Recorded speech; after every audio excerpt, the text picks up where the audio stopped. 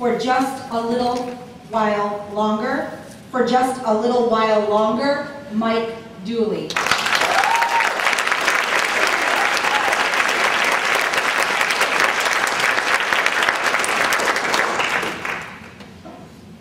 $106 billion. 106 billion. No, I'm not talking about how many hamburgers McDonald's has sold, and I'm not talking about Bill Gates' net worth. I'm talking about what our scientists estimate to be the total number of human beings that have ever graced the face of the earth. I'm talking about the total number of hearts that have ever beaten. The total number of journeys that have ever been taken. I'm talking about us. No two quite the same. Yet 100 billion of the 106 billion all have one stunning trait in common. That's right. They're dead. No more sunrises and sunsets. No more holding hands. No more dreams that might one day come true. Good God Almighty, Madam Contest Master, fellow Toastmasters, and honored guests, do you know what that means? It's our turn. Our turn to laugh and cry. Our turn to love and be loved. Our turn to dream and to achieve. For just a little while longer. Yet as I gaze around the world and see so many people sleeping through their lives, oblivious to the greatest gift of all, three questions come to mind. Three questions I often have to ask myself.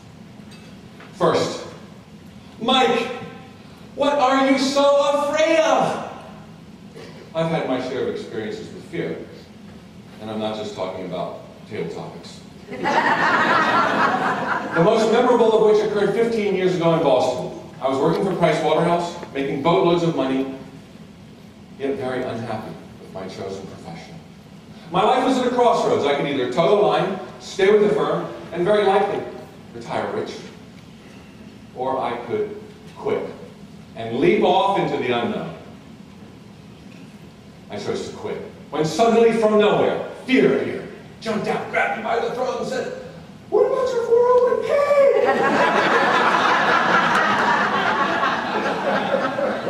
Simultaneously, however, another thought emerged from the darkness. This one stared me square in the eyes and said, "Mike Dooley, if you intend to let fear direct your life, then fear this. Living the rest of your days without passion. Forevermore being haunted by the question, what if? What if that summer in Boston I had leapt into the unknown and succeeded?" It has not always been easy. But for the last 15 years, the only income I've received has been from my own company.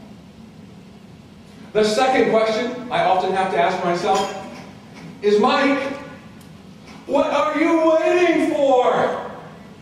4 years ago, my company was in trouble. The time had come to cut our losses and rise from its ashes.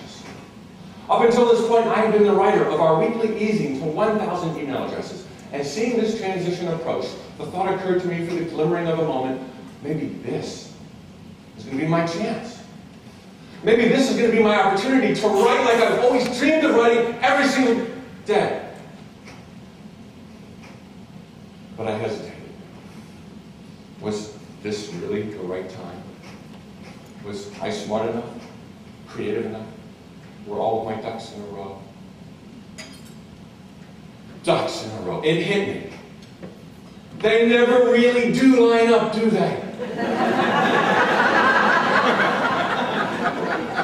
Until the mama duck first starts out on her new adventure. Then and only then can the baby ducks follow in line. It hit me, this would be true for me as well. If I wanted all of my ducks to line up, I would first have to start out on my new adventure. My weekly easing to 1,000 email addresses is now a daily easing to 20,000 in 130 countries. The third question I often have to ask myself is, Mike, who do you think you're fooling? You know that little voice that chatters away in the back of our heads? The voice of rationalization.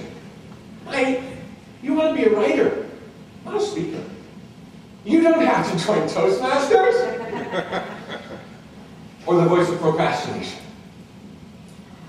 All right, Mike, just as soon as we have more free time, then we'll join Toastmasters. Or the voice of compromise. Mikey, you've already got your CTM. You don't have to give any more Toastmaster speeches. But you know, it's as if all of those little voices are ignorant to perhaps the greatest truth that has ever played itself out during the course of human history. Fortune favors the bold. At Toastmasters, for instance, we can kid ourselves until the cows come home. That'll never change the fact that not once in this organization's entire history has anybody ever won the Best Speaker ribbon who didn't first step up to the lectern and speak. Good God Almighty, to be alive, what a gift. What a precious, fleeting gift. What are you so afraid of? What are you waiting for? Who do you think you're fooling? My friends, should you ever remember to ask yourself those questions one day, then please remember this as well. You've inherited this paradise from 100 billion souls who came before you, not one of whom will be getting a second chance. Go for it. Whatever that means to you, go for it. Give the speeches, change the career, start the book, take a vacation, because this opportunity will never come again. Madam Contest